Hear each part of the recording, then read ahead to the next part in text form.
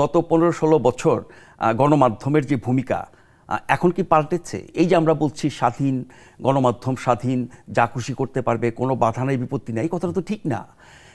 আগের সরকারের সময় যেমন আমরা বিভিন্ন বাহিনীর ভয়ে অনেক কিছু করতে পারতাম না, যতটা না রাজনৈতিক শক্তির ভয়, তার চেয়ে অনেক বেশি ছিল বিভিন্ন বাহিনীর ভয়, বিভিন্ন কর্তৃপক্ষের ভয়, দৃশ্যমান এবং অদৃশ্য শক্তির ভয়, নানান রকমের গোয়েন্দা সংস্থার ভয়, দেশি বিদেশি শক্তির ভয়, বহুবিধ ভয়ের কারণে মানুষ অনেক কিছু করে নাই।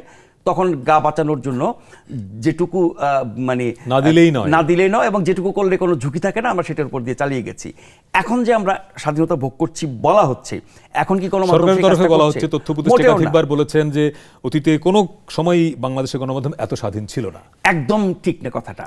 আমাদের প্রধান উপদেষ্টা বলছেন আপনারা যত খুশি সমালোচনা করেন, আপনারা আমাদের ভুল ধরিয়ে দেন, আপনারা দুই হাত খুলে লেখেন, আপনারা যত খুশি বলেন, কিন্তু আপনি কি সেটা করতে পারছেন? বা আমি সেটা করতে পারছি? বা সবাই সেটা করতে পারছেন না?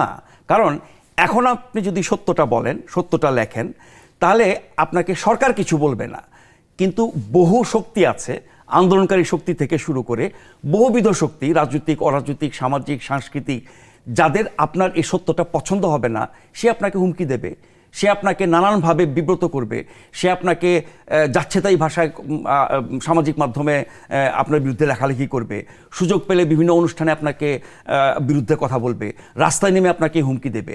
ফলে সরকার যতই বলুক না কেন, গণমাধ্যম এখন খুব স্বাধীন, যা খুশি করতে পারে, মানে সত্য প্রকাশ করার ক্ষেত্রে মোটেও সেটা ঠিক না। আমাদের এই গণমাধ্যম আগের সরকারের সময় সরকার বা সরকার সংশ্লিষ্ট বিভিন্ন শক্তির ভয়ে যেমন অনেক কিছু লিখতে বা বলতে পারতো না, এখনও পারছে না। সরকার কিছু না বলুক, কিন্তু অন্য যত শক্তি আছে, বিশেষ করে যারা আন্দোলন করেছেন, যারা আন্দোলনের নেতৃত্ব দিয়েছেন, এই বৈষম্য বিরোধী ছাত্র আন্দোলন এবং আরও অনেকগুলো সংগঠন তৈরি হয়েছে ওই একই শক্তি থেকে, তাদের কথাবার্তা প্রতিক্রিয়া কি আপনার মনে হয় যে মানুষ নির্ভয়ে কাজ করতে পারবে? তারা যখন গণমাধ্যমে গিয়ে হুমকি দিয়ে লোকজনের চাকরি খেতে বলে, তারা যখন গণমাধ্যমে গিয়ে কোনো ব্যক্তিকে সরিয়ে দিয়ে আরেকজনকে বসাতে বলে। আপনি সময় টিভির কথা বলছেন? সময় টিভির কাহিনী কেন, আপনি 4টা, 5টা, 6টা, 7টা, 8টা টেলিভিশনের কথা বলতে পারেন যে 5ই অগাস্টের পরে এখানে দখল হয়েছে। আমি 4টা, 5টা, 6টা টেলিভিশনের গুরুত্বপূর্ণ পদের কথা বলতে পারবো যে পদগুলো দখল হয়েছে। আগে যারা ছিল তাদেরকে বের করে দেওয়া হয়েছে, নতুন শক্তি, নতুন পরিচয়ে নতুন ব্যক্তিরা গিয়ে সেই টেলিভিশনের গুরুত্বপূর্ণ পদগুলো দখল করেছে।